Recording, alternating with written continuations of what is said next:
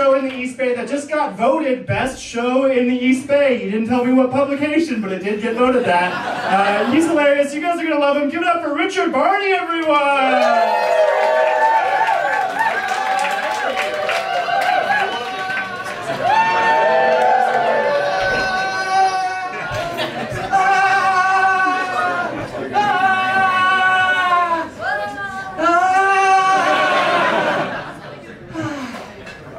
I think I'm having a midlife crisis. I'm 36 years old. I got out of an Uber the other day, and the Uber driver said to me, he said, "You look different." Which is like, what the fuck, dude? What? How do you don't know me, bro? Step off, bro. What is that? And then I looked confused, so he turned around and he showed me on his phone my Uber profile picture from when I installed the app in the year 2012. That's fucking devastating, dude. I have lost roast battles badly, and it didn't hurt that bad. You know, I mean, it's one thing when an old friend goes and sees you and they're like, "Golly gee willikers, you look different," you know? Like, that's one thing, but it's another thing for a stranger to be like, "Time has not been kind." You know, and I don't know, I mean, he was an immigrant, maybe, I don't know his culture, right? Maybe where he's from, that's a sign of respect. To tell someone, "You've aged so badly, you are utterly unrecognizable." And maybe that is, and hey, maybe I'm the one being rude. Right? Because when you think about it, for the last decade, I've been catfishing Uber drivers. Right? Because I'm out there on the corner, expecting a guy with a 5-star average. And he's looking for a guy with a full head of hair.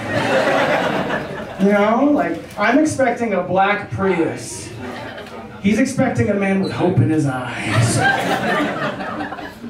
It's rough, dude. It's rough. It's devastating.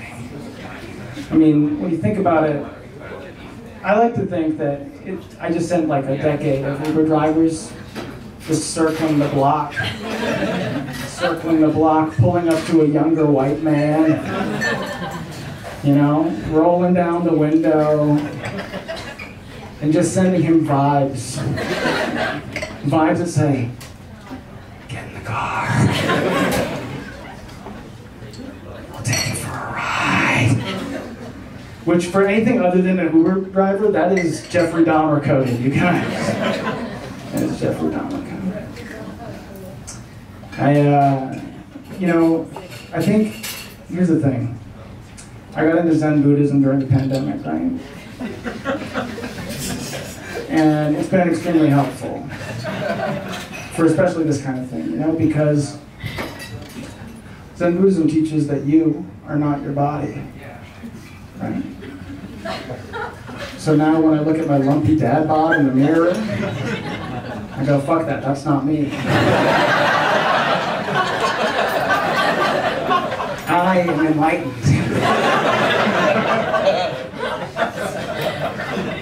I look at my saggy ass balls. I'm like, nah.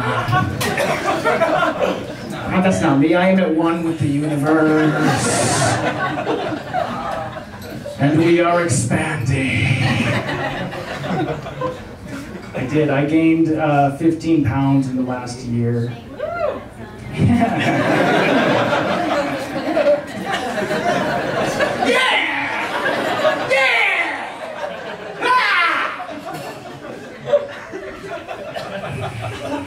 And I asked my doctor if I could go on Ozempic. And his response was basically like, "You're not fat enough." The FDA says that you have to have a BMI of 28. I am 27. Let's go! Whoa, yeah! I think it's funny that, like, instead of leaving with a prescription, he sort of gave me like a paradox, right? Like, if you'd like to lose 25 pounds, Gain 5.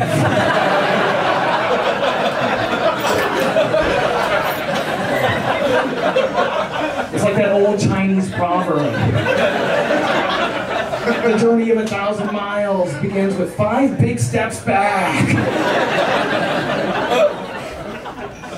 Something I heard some of the new kids saying, which is if you want to bod like Ryan Gosling, you gotta start gobbling down bread like a big old goose.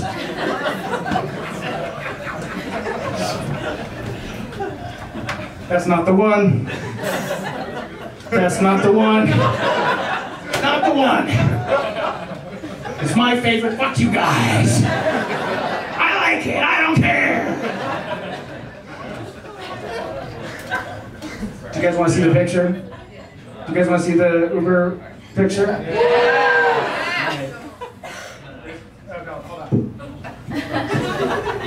This is it.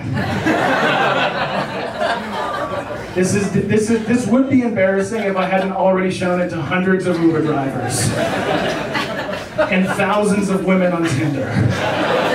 Because yes, this was also my Tinder profile picture. It had to be. This is. Thanks, dude. Thanks, bro. I don't know.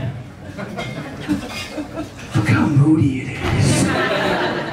You know this guy listens to Bon Iver. This guy likes depressing folk. This guy also likes depressing fuck. I don't care, I'll fuck depressed. It feels better when you cry. Use those tears for the lube, I don't care. He's like, he goes, you saved it. Thank you so much. Thank you so much, dude. Thank you so much. Seriously, no, thank you.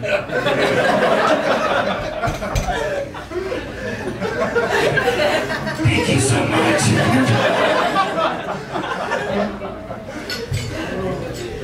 You guys laughed at this, but I just want you to know that in 2012, this picture did not work. It did not work at all, you guys. It did not work. But you know what? I think that in 2012, I believed that things were gonna work out. We all did in 2012. Do you remember that fucking Obama shit? Nobody was microdosing mushrooms in 2012. We had that C-Say shit racing through our veins. And that shit is gone. It's 100% gone. Do you remember the hope? Do you remember when you first downloaded Tinder? You guess not? Do you remember? You remembered? Okay. Okay, the Tinder when you first downloaded it back in the early 2010s or whatever the fuck that was, right? It was amazing. It was the promise of like 20 years of internet technology, right? We had been surfing the web and we had been seeing ads that said, hot singles in your area. Horny MILFs in your area. And you'd click on the ad, right? And you were 13 and you would say, yes, I'm 18 years old. And then you'd enter your dad's credit card information. And then you'd get to the bottom of that fucking horny ass rabbit hole. And there were no hot singles in your area. 0 horny MILFs.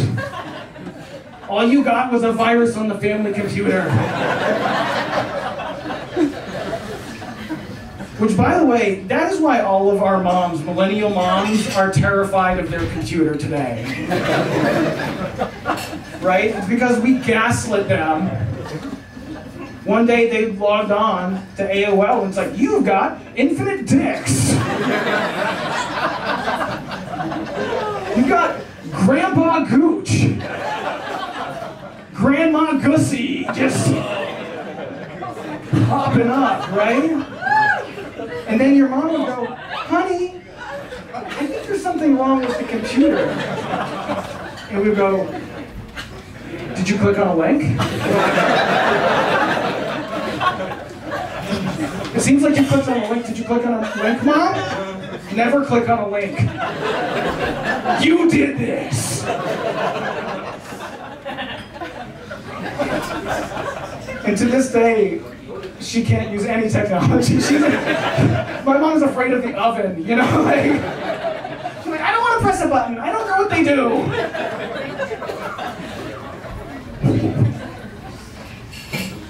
Getting older isn't all bad, right? Isn't all bad. I feel like I'm improving as a person, right? Like, for example, when I was younger and a bird was making noise in the middle of the night, woke me up, I would be like, I hate that fucking bird.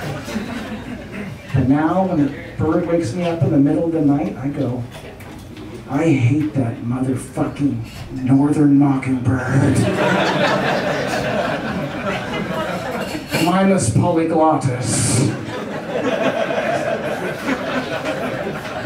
Member of the crow family. It's a corvid. Known to mimic over 200 different sounds. Got into gardening. It's been a rewarding old person hobby. Planted 2 blueberry bushes in the spring. Yeah. Every morning I wake up, and on a good day, there's 2, maybe 3 fresh blueberries.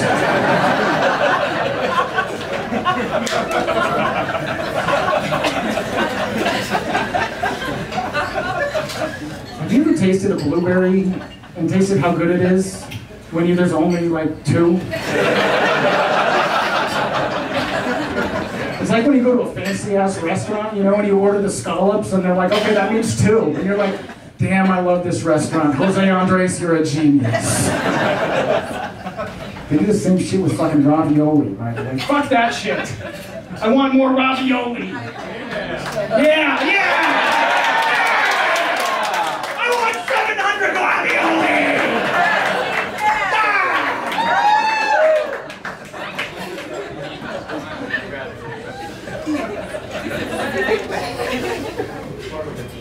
I love the shit out of those 2 blueberries. That motherfucking northern mockingbird doesn't get them first. He's up in the tree all night. And to the untrained ear, it might sound like he's making the sound of a goldfinch. Or a spotted towhee. Or a red-breasted sapsucker. But to an ornithologist like myself, I know what he's saying. He's saying, I can't wait to have one of those blueberries. Is that shit organic? That's it. Guys, give it up for your hug.